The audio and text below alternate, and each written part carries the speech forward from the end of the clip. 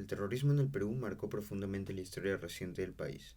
Durante las décadas de 1980 y 1990, organizaciones como Sendero Luminoso y el MRTA desataron una violencia sistemática que afectó a millones de peruanos, especialmente en las zonas rurales de la sierra y la selva. Masacres, coches bombas, secuestros y ataques contra comunidades enteras dejaron un saldo devastador, miles de muertos, desaparecidos y familias desplazadas. Años de la época del terrorismo yo lo he sentido, lo he vivido, con mucho miedo. Y es más, yo me acuerdo en ese tiempo yo estaba en el colegio, terminando el colegio, en el año 88. ¿Ya? Y ese día estaba en turno de la tarde, me acuerdo muy bien. Entonces había muchos apagones, a partir de las 6, 6:30 había apagones, de 6, a veces 7, siempre a esa hora había apagones. Y ya que los estudiantes, nosotros saliendo del colegio, rápido nos teníamos que ir a nuestras casas.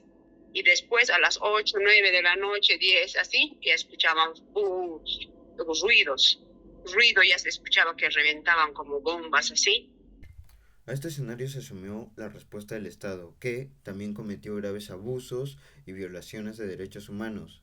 El conflicto no solo destruyó vidas, fragmentó a la sociedad peruana, generó miedo, desconfianza y dejó heridas que aún hoy en día siguen cicatrizando. Comprender este periodo es fundamental para entender el Perú contemporáneo, sus tensiones políticas, su memoria colectiva y los retos que enfrenta en la construcción de una paz duradera.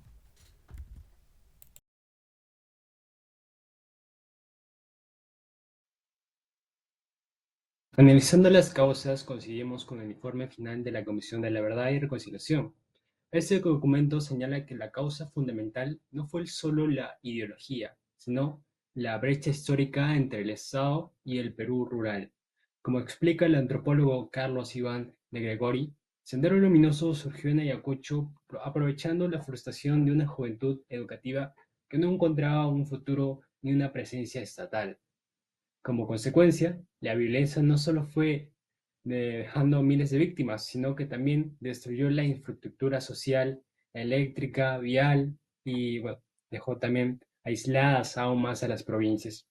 Esto lo vemos en fuente primaria, como la prensa de la época nos reporta cómo los atentados paralizaban la economía diariamente, generando una psicología de miedo que, según el sociólogo Julio Cotter, desintegró el tejido social peruano. Para poder complementar nuestra investigación con las experiencias vividas durante este tiempo, usamos la experiencia vivida dentro del campo, entrevistando al comandante Rejas, que nos fue clave para entender cómo el conflicto contra los grupos terroristas se vivió desde adentro.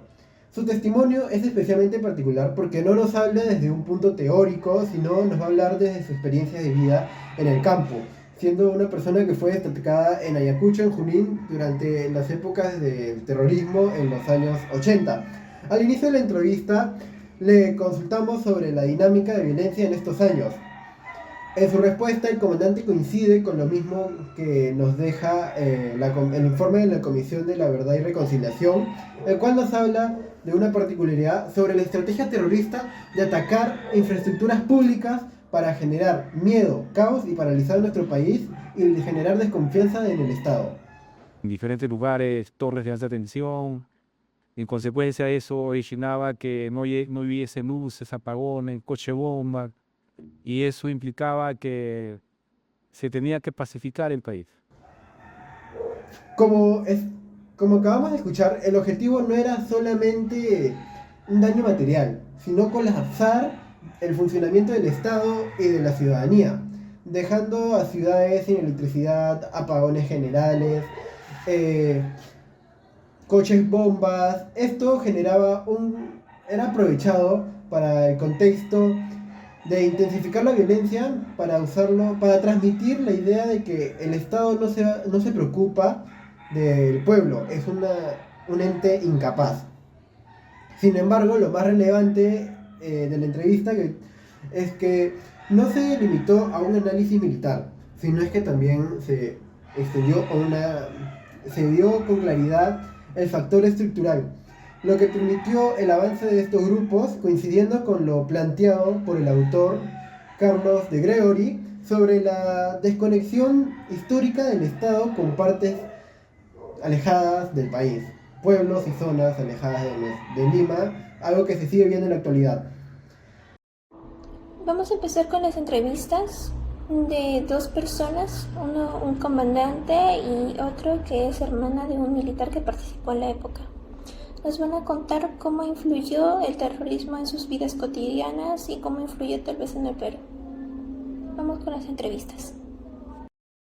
Posteriormente formó parte de los comandos Chavín de Huántar, una unidad altamente especializada dentro de la toma de la embajada. ¿De qué manera esa formación y ese nivel de entrenamiento influyeron en su manera de enfrentar este conflicto desde los primeros años? En la época que uno está destacado en la zona de emergencia, va adquiriendo experiencia, conocimiento, y los cursos que uno realiza, esos cursos enseñan a enfrentar inicialmente a un enemigo externo. Cuando llegamos enemigo externo, hablamos con un país, pero los grupos del Sendero Luminoso y del MRTA fueron grupos terroristas que nacieron acá en Perú. Y lógicamente que esa experiencia en 1996, el MRTA tomó la embajada de Japón en diciembre. Y simultáneamente se formó una fuerza de rescate, grupo de élite de las Fuerzas Armadas, del Ejército y Marina de Guerra. El Ejército juntaron a todos los comandos de Lima. El que habla se encontraba en la Escuela de Guerra sin una maestría. Y Valer y el que habla nos presentamos voluntarios a ese grupo de élite. No nos llamaron porque éramos comandos, no nos llamaron porque estaban haciendo una maestría. Sin embargo, él primero se presentó y a la media hora, 40 minutos llegué yo, donde se estaban organizando este equipo para conformar una fuerza de élite rescate. Y a partir de ese momento entrenamos 126 días. Y esos 126 días donde se obtuvo un entrenamiento de todos los comandos en diferentes posiciones, porque en la embajada, como conocerán, habían personajes desde la mamá del presidente de esa época, Alberto Fujimori, su hermano, embajadores de diferentes partes del país, Canadá, Bolivia, entre otros. Y sí, efectivamente, yo en esos años de la época del terrorismo yo lo he sentido, lo he vivido, con mucho miedo. Y es más, yo me acuerdo en ese tiempo yo estaba en el colegio, terminando el colegio, en el año 88. Ya, y esos días estaba en turno de la tarde. Me acuerdo muy bien. Entonces, había muchos apagones. A partir de las 6:30 había apagones. De 6, a veces 7, siempre a esa hora había apagones. Y ya los estudiantes, nosotros saliendo del colegio, rápido nos teníamos que ir a nuestras casas. Y después, a las 8, 9 de la noche, 10, así, ya escuchábamos los ruidos. Ruido ya se escuchaba que reventaban como bombas, así. Y un estruendo fuerte suena, ya. ¿Y dónde será? Nosotros decimos, ahora, ¿en qué sitio habrán volado? ¿Será la comisaría? ¿Será Plaza de Armas? ¿Dónde será? Todos a escuchar la radio, no apenas nos dedicamos. Entonces ya avisaba, ya. Al local de campaña del Johnny Lescano ha sido, han colocado una explosión, decía. Ahora vamos a dar paso a la formulación de conclusiones. Primeramente tenemos que el informe final de la Comisión de Verdad y Reconciliación dedujo que el surgimiento del Sendero Luminoso en el país fue en Ayacucho, y esto se debió en una época donde el Estado y el Perú rural estaban bastante divididos. Y esto también nos mencionó el autor Carlos Iván de Gregory en su libro, donde nos indicó que los jóvenes que sentían la ausencia del Estado sentían una grave frustración. Esto los llevó a cometer atentados contra la infraestructura eléctrica y vial del país. Poco después, con la entrevista del comandante, el comandante Rejas nos confirmó que efectivamente el Estado estaba ausente y los terroristas derribaban las torres de alta tensión, y esto causaba los apagones. Apagones que causaban miedo, terror y destruían el tejido social que había en el país. Uno de los entrevistados que tenemos es una señora que vivió en estas épocas, que sí nos comentó que los terroristas primeramente atacaban a las comisarías y se vio que las comisarías estaban incendiadas y más. Como propuesta de solución tenemos que habría sido bueno una intervención estatal temprana y multidimensional, invertir preventivamente en carreteras y militarmente más. Programas educativos en provincias como Ayacucho, Junín, las zonas más afectadas. Un Estado más presente hubiera sido lo mejor. y así Sendero Luminoso no se habría extendido por todo el país. La respuesta estatal fue reactiva y militarizada tardíamente y sin abordar las raíces como falta de presencia institucional, lo que provocó los apagones y colapsos en la sociedad. Muchas gracias.